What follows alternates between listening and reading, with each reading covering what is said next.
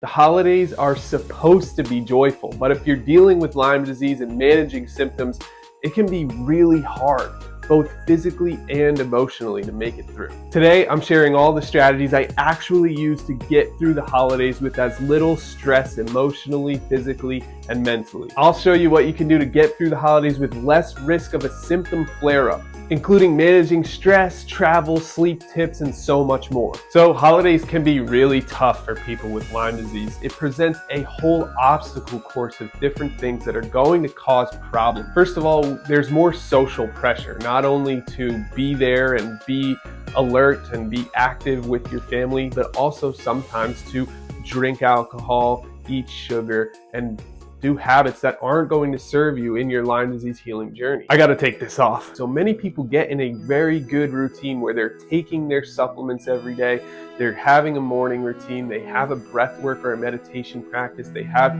all their day worked out so that they can get through with as little stress and as much calm and relaxation so they can reduce inflammation. But during the holidays, that all goes out the window. All of a sudden, you've got to travel to a different state, hang out with people you don't like, and put on a happy face the whole time. Sometimes there's really long travel days, especially if you're taking a flight that gets delayed or if you're driving really far distances in order to see your loved ones. We all have varying degrees with which we get along with our extended family. There's always that one person in the family that likes to cause drama. Holidays often lead to big, giant blowout arguments or just constant bickering for a lot of families. And there's exposure to more triggers, foods that probably don't serve you, like cookies and sugar and pie. Alcohol that disrupts sleep, hurts the liver, and causes inflammation. Sleep disruption, just from traveling and being in a new place sometimes, or from staying up late with your loved ones. And overstimulation, just being surrounded by people that you haven't seen in a long time, on top of all of the other triggers we already discussed. Look, it's completely normal to feel guilt and to have emotional challenges during the holiday season. You're not alone in that feeling at all. Most people agree that the holidays are challenging emotionally, and you can feel guilt about seeing certain people, about not seeing certain people, about how you act when you see those people, and whether or not you show up as your best self. That's normal for everyone, and then add in Lyme disease on top of that, and things get really tricky really fast. So what can you do to manage holiday stress? Step 1, identify your personal stress triggers. We're all different. Some examples include social gatherings, overcommitment, loud environments, expectations from family, or finally, FOMO, fear of missing out, versus your actual physical limits and what your body and mind can handle in a given day. All of these represent challenges and different triggers for people, but you've got to know which one affects you the most. That's the best way to overcome these triggers. It really starts with knowing yourself and knowing what bothers you. But here's some tactical things that you can actually do to help reduce stress in your life during the holiday season. Number 1, the 1 event per day rule. This simply helps people make decisions quickly and easily because they just simply say, I'm doing 1 event per day. I'm not going to go to this person's house, then my in-laws' house, then my cousin's house, then my aunt's house, and run all over the place and get pulled in 50 different directions. I'm simply going to go to 1 event per day. You could still do all those things. It's just going to take multiple days, and you go about it more slowly, and you get to cross everything off your list over a longer period of time. This helps to reduce inflammation and flare-ups by minimizing overstimulation. Number 2, the exit strategy technique. This one's really easy. All you do is before you go to the event, you tell the host, hey, I might have to slip out early. That way, during the event, when you say, I have to go, it's expected, it's understood, and you quickly exit from there. You don't have to feel guilty about leaving a little bit earlier than other people. Or you can do it myself and my family have done for generations, the Irish goodbye. Number 3, you can have some boundary scripts ready to go so that you can get out of doing things you don't want to do or that just will cause a lot of stress and inflammation. I'd love to come, but unfortunately, I need to keep this visit short. I won't be staying late because my body needs a strict routine right now. Number 4, micro reset practices.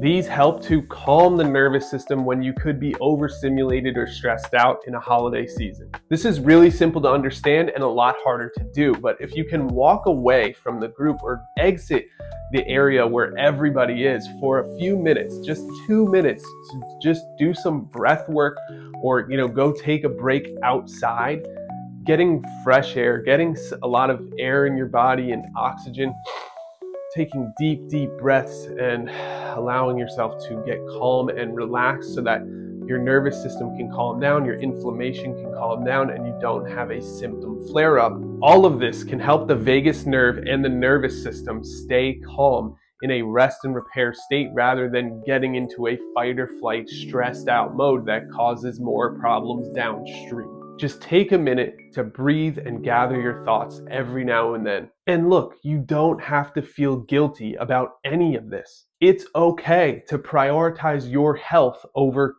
holiday tradition. It's okay to say, I want to go to bed early. It's okay to walk away when conversations get heated and turn into arguments. And it's okay if you're not okay. Everybody has a sense of guilt around the holidays, and I'm telling you, you don't need to have it. You don't need to be guilty. You're showing up for yourself. You're doing things that other people aren't willing to do so that you can take back your body. That makes you special and admirable. It doesn't make you a bother. For people that can't see that in your life, maybe they don't belong in your life. This holiday season, be compassionate to yourself. All right, let's talk about traveling with Lyme disease without crashing. This is a whole other challenge. Step one, plan before you travel. Don't wait until the last minute and then say, I wasn't prepared for any of this, and then blame your symptoms on the travel later. Instead, just be prepared. Come up with a list of everything you need. Get that list prepared so that you can get through the holidays while fighting back against Lyme disease. You don't have to pick one or the other. In fact, I did it for you. Here is a quick packing list you can pack if you have Lyme disease. You want your supplements, medications, or electrolytes that you usually use. This includes the Lyme Wars Recovery Kit with the 3 herbal antimicrobials that fight back against Lyme disease at limewars.com. Grab those, bring those with you as well. Heating pads, ice packs, compression wear, things that help you get through any joint pain that bothers you throughout the day. Any of those things, make sure you bring them. Noise canceling headphones if it allows you to tune out and not get so stressed. A travel pillow for neck support so you're not hurting your neck and you're able to rest comfortably throughout your travel. And healthy snacks to help you avoid inflammatory foods. If you bring your own snacks, there's no excuse later if you didn't eat healthy. Those are just some of the essentials you should pack, but what should you do during the trip to make sure that you feel okay? First, you should have a hydration and electrolytes ritual. This is especially true if you're traveling in an airplane. It tends to dehydrate people, and it's great to get that hydration back in as soon as you land. So hydration and electrolytes, especially for flights. Step 2, try to get some movement every 45 to 60 minutes. This helps with joint stiffness, circulation, keep that body moving. If you're sitting still for hours and hours at a time, you may find that you're in a lot of pain later when you get up and after your traveling is over. Step 3, protect your immune system. If you're struggling with Lyme disease, it's not crazy to wear a mask to protect yourself. You can also use hand sanitizer frequently. Avoid contact with other people or things that a lot of people touch. Keep your immune system healthy and strong with antimicrobial herbs and healthy foods. Stay vigilant in these crowded travel places so that you don't end up even more sick. And finally, when you're traveling, you can use a simple energy pacing technique. When you're traveling for multiple days at a time, you want to do your best to pace yourself. I personally like the pre-rest and post-rest strategy, which is just I rest the day before I travel and I rest the day after I travel. So the day before I travel, I'm sleeping a lot, I'm resting a lot, I'm taking it easy. And the day I get there and I say, I'm going to go rest for a while. I don't need to jump into the overstimulation, the stress, and the family arguments right away. I like to get alone and get my wits about me before I jump into that stuff. Pre-rest and post-rest. And to keep that energy pacing, you could schedule buffer days into your itinerary. If you know Thanksgiving Day is going to be super stressful and crazy, you could make the day after a little bit more restful and simple. That buffer day allows you to recharge and be ready for then Saturday when you can do more activities. You are the only one who cares about your energy. and it's up to you to protect your energy during the holiday season. Let's talk about keeping a stable sleep routine. This is honestly the number one factor that triggers flare-ups for most people with Lyme disease, especially during the holiday season. And nobody realizes that. It's so easy to think, oh, it's just because of the sugar or the alcohol or the people and the stress and this and that. But really, the number one thing is sleep. Holidays disrupt sleep. You've got your late dinners, you're visiting relatives from house to house, which sometimes ends up going late. You've got noisy or unfamiliar sleeping environments. Our body just doesn't shut down and rest the same way when we're somewhere unfamiliar. You've got jet lag or long travel days that just take everything out of your energy. And on top of all that, you've got the social pressure to stay up late. Don't you want to watch that movie with us? Come on, it's only 11 o'clock. Here's some tools to protect your sleep, to make sure your sleep doesn't get destroyed during the holiday season. Number one, the consistency rule. This is just trying your best to keep your bedtime consistent. You can maybe change it 60 to 90 minutes of when it normally is during your normal routine, but trying to stay as close as you can to that normal routine while you're traveling can have so many downstream positive effects on your life. You won't have the same crash or the same flare-ups that other people get that ignore their sleep during the holidays. Number two, create a portable sleep kit. Eye mask, earplugs, magnesium, a white noise app that makes white noise, lavender oil, or maybe a weighted eye pillow. Anything that you use that helps you sleep, or maybe even things that you haven't tried yet. Noise canceling headphones. Anything that works for you. Have some additional steps you can take in order to improve your sleep while you're traveling. This is just classic being prepared. Then you have no excuse if you didn't get the sleep that you desired. And finally, have a pre-bed routine for travel night. It doesn't have to be crazy, but things like light stretches or a warm shower. You could use blue light blockers to block from any blue light that's coming from screens at night. And you could turn screens off 60 minutes before bed. If you're able to do some of these things, it will improve your sleep, especially when you're traveling. But one really important thing to notice is that we don't want to increase sleep anxiety. We don't want you worrying about sleep nonstop. This is simply, let's get some good enough sleep, right? We don't want you stressing about sleep because then it just has the opposite effect and you end up staying up later. But if your mindset is, let's get good enough sleep, or let's just do what we can to rest and sleep, then you're stacking the odds in your favor and you're not putting a lot of pressure or weight on the ideas. Just simply try your best to get that good sleep. And the number one thing is to just not feel guilty when you tell your friends and family you're going to bed. If you could do only one thing from this whole video, just not feeling guilty for going to bed at the right time is the number one thing you should do. This will probably have the biggest effect compared to everything else in this video. So the worst case scenario, a flare actually happens. What should you do about it? Well, first, here's the early warning signs of what a flare would look like.